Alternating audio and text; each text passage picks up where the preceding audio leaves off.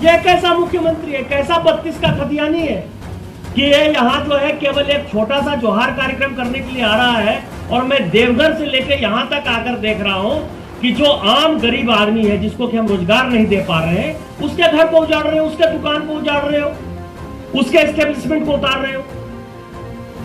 तो किस तरह का विकास चाहते हो, किस तरह की चीजें चाहते हो?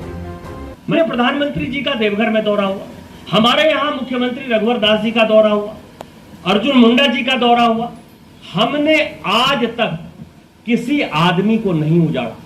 यह कैसा मुख्यमंत्री है, कैसा 32 का खतियानी है कि ये यहाँ जो है केवल एक छोटा सा जोहार कार्यक्रम करने के लिए आ रहा है। और मैं देवघर से लेकर यहां तक आकर देख रहा हूं कि जो आम गरीब आदमी है जिसको कि हम रोजगार नहीं दे पा रहे हैं, उसके घर को उजाड़ रहे हो, उसके दुकान को उजाड़ रहे हो, उसके एस्टेब्लिशमेंट को उतार रहे हो। तो किस तरह का विकास चाहते हो, किस तरह की चीजें चाहते हो? मैंने पिछली बार कहा था कि मैं आऊंगा 10 तारीख को गोड्डा का ट्रेन में। दूसरी बात मैंने कही थी कि जब मैं अगली बार आऊंगा तो गोड्डा के लिए खुशखबरी लेके आऊंगा। आज सारे लोग अखबार में पढ़ चुके हैं, लेकिन मैं केवल इतनी बात कह रहा हूं कि जो 12 नवंबर को मैंने जो बात कही थी, आज 1 महीने से पहले मैं यहां 10 तारीख को मौजूद हूं, इसी गोड्डा स्टेशन पर मौजूद हूं। कथनी और करनी, सबका साथ, सबका विकास, सबका विश्वास का जो नारा है माननीय प्रधानमंत्री जी का, क्या 1 महीने के अंदर गोड्डा पीरपैंती रेल लाइन पास नहीं होगी? क्या भारत सरकार ने, माननीय प्रधानमंत्री जी ने 1386 करोड़ रुपया नहीं दे दिया? अभी मैं डीआरएम साहब से बात कर रहा था, इन्होंने कहा कि लैंड एक्विजिशन का भी जो है हमने पूरा का पूरा कागज यहाँ जिला प्रशासन को दे दिया है। और मुझे लगता है कि यदि सब कुछ ठीक ठाक रहा तो मार्च और अप्रैल तक जो है वो काम पूरा चालू हो जाए। और इसके लिए माननीय विधायक जी को मैं विशेष तौर पर जो है बधाई देना चाहता हूं और इनके प्रति आभार व्यक्त करना चाहता हूं कि ये भी लगातार गोड्डा में कैसे विकास हो।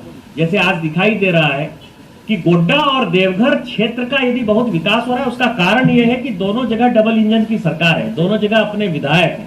कोई भी डिसीजन यदि मैं कर लूं या कोई भी डिसीजन यदि माननीय विधायक कर लें तो उसमें कभी फर्क नहीं होता है कि इसका क्या असर होगा। लोगों को लगता है कि जो डिसीजन हुआ होगा सही हुआ होगा।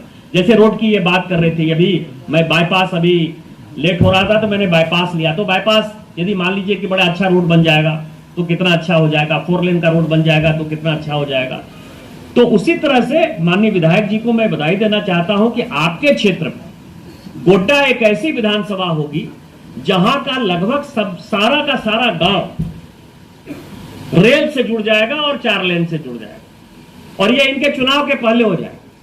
इसके लिए विशेष बधाई के पात्र है क्योंकि महागामा वाला लाइन हो जाएगा। दूसरा, जो इस गोड्डा विधानसभा में या गोड्डा में जो समस्या रही कि पश्चिमी भाग तो बहुत आगे रहा, उसका कारण यह है कि अच्छी नदियां हैं, फसल अच्छी हो जाती है, नदी का बड़ा असर है।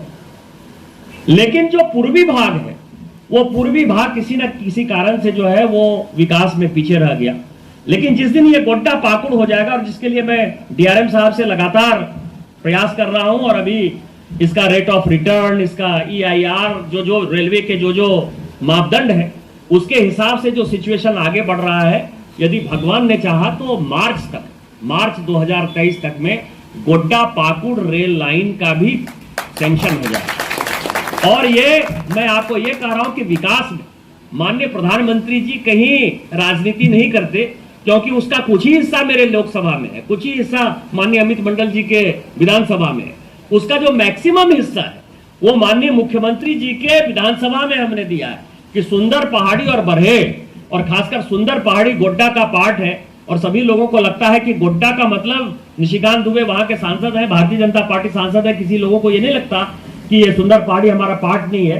तो पूरा का पूरा वो मुख्यमंत्री के क्षेत्र में जाएगा, तो मुख्यमंत्री जी को जो है माननीय प्रधानमंत्री जी को विशेष आभार देना चाहिए, वो रेल लाइन बन जाएगा। दूसरा, जो अभी आपने देखा होगा कि जो cargo complex, multi coaching complex जो गोड्डा में बन रहा है, ये अपने आप में एक बड़ी ऐतिहासिक चीज है। इसमें जो फसल है लोगों का, चाहे वो गेहूं बेचना हो, चावल बेचना हो, सब्जी बेचना हो, दूध बेचना हो, FDI का गोडाउन भी बनने वाला है।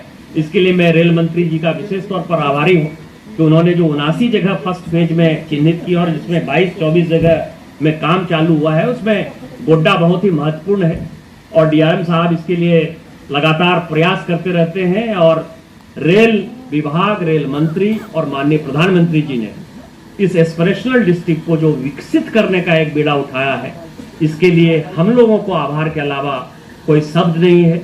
मैं इस अवसर पर सारे गोड्डा की जनता को बधाई देना चाहता हूं और जिस दिन ये खुल जाएगा हमारा देवघर वाला लाइन, तो मैं ये कह सकता हूं कि लंबी दूरी की ट्रेन जिस दिन कोचिंग कॉम्प्लेक्स हो जाएगा, गोड्डा से चालू हो जाएगा। पुनः आभार, पुनः बधाई। जय हिंद, जय भारत।